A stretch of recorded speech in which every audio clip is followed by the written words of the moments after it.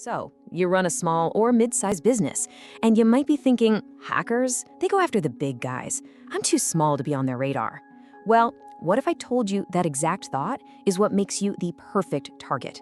Okay, let's dive into this and really unpack how to turn your business from an easy mark into a digital fortress. Just picture this for a second. Your HR manager gets an email. It looks like it's from you, the CEO, and it's urgent. It asks for a list of employee tax forms. So, trying to be helpful, they send them over. A few days go by, and then you find out it was a total imposter. And just like that, you've had a data breach. This isn't some crazy hypothetical, This kind of thing happens every single day. And the consequences are frankly terrifying. Here's the brutal reality of it. A staggering 60% of small businesses that get hit with a major cyber attack are forced to close their doors for good within just 6 months. The stakes really couldn't be any higher.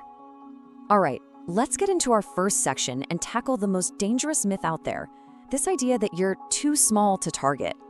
The truth is, while all the giant corporations are building up these massive digital walls, cybercriminals have turned their attention to you. You've become the new frontline. I mean, just look at the data. It's pretty shocking. Nearly half of all data breaches today happen to small businesses. And the reason is simple, really. Criminals know you've got valuable stuff. Customer lists, credit card info, you name it. But they're betting you don't have the same level of security as a Fortune 500 company. To them, you look like the path of least resistance. So, how do they get in? Well, the number one way, by far, is phishing. And listen, these are not the poorly spelled emails from a Nigerian prince anymore. Modern phishing attacks are slick, they're sophisticated, they might even use AI to craft the perfect convincing message impersonating a supplier or a client. The whole goal is just to trick one person on your team into clicking one bad link or giving up a password. A particularly nasty flavor of this is something called business email compromise, or BEC. This is that classic scam where a hacker pretends to be the CEO and emails accounting saying, "Hey, I need you to wire money to this new account ASAP." The cost is just staggering. In 2024 alone, these scams drained almost $3 billion from organizations. And then there's the other big monster, ransomware. This is nasty stuff. It's software that sneaks into your network and basically locks up everything. Your files, your servers, your customer database, all encrypted. Your entire business just grinds to a halt. And it stays that way until you pay a hefty ransom to get the key. Now, when you add up the ransom payment, the downtime, the recovery costs, it's crippling. The average total cost for a business to bounce back from a ransomware attack is now over $1.5 million. For most small businesses, a hit like that isn't just a bad day, it's an extinction-level event. Now, beyond those big two, you've also got to worry about web attacks, insider threats, and just plain old human error. But you know the common thread connecting almost all of these? It's the human element. Almost 60% of all data breaches involve a person, whether it's an honest mistake or someone with bad intentions. Your people are an absolutely critical piece of this puzzle. Okay, so we know the external threats are real and they are scary, but what is it about small businesses that makes them so uniquely vulnerable? To really get that, we need to look at the internal challenges, what I like to call the SMB underbelly. It really comes down to this perfect storm of 4 things. First, you're dealing with resource constraints. Tight budgets, lean IT teams, you probably don't have a dedicated cybersecurity expert on staff. At the same time, you're adopting new tech really fast to stay competitive, right? But every new cloud service is a new potential door for attackers.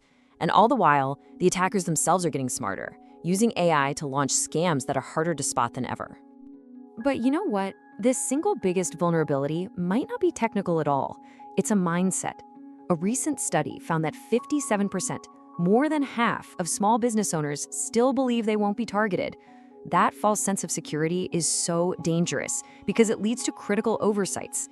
It's basically like leaving your front door unlocked and hoping no one notices. Now, I know this can all sound pretty bleak, but it's not hopeless. Not at all.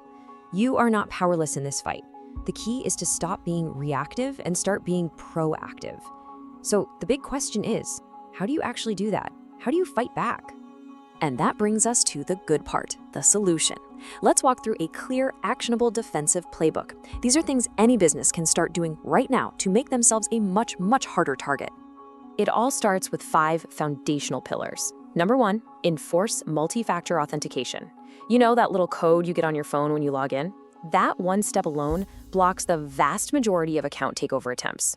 2, keep all your software and systems updated. 3, back up your critical data and make sure those backups are offline.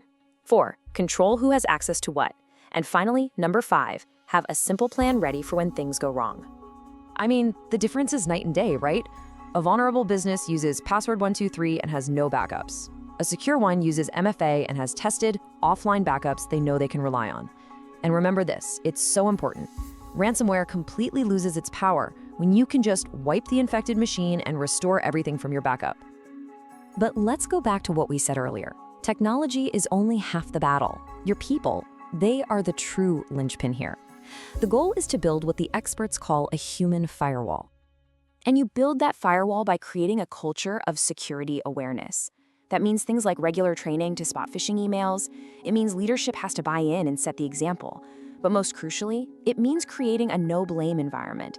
You want an employee to feel safe enough to immediately raise their hand and say, "Uh-oh, I think I clicked on something I shouldn't have," so your team can jump on it and contain the damage fast.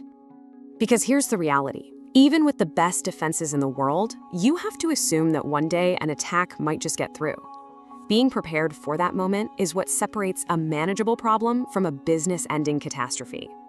Your incident response plan doesn't need to be some 100-page binder. It just needs to answer a few key questions before the crisis hits.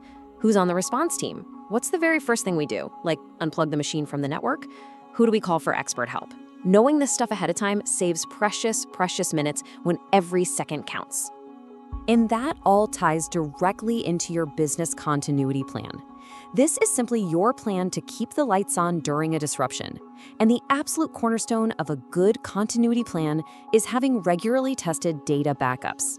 If you know for a fact you can restore your critical systems, you can weather almost any storm.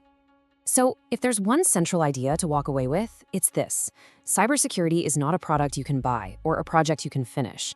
It's an ongoing process. The threats are always changing, so your defenses have to evolve too. That mindset of continuous vigilance is your single greatest asset. Which really just leaves us with one final question to think about. After everything we've talked about, take a good, hard, honest look at your own organization. Right now, today, is your business a hard target or an easy one? The good news is the answer to that question is entirely in your hands.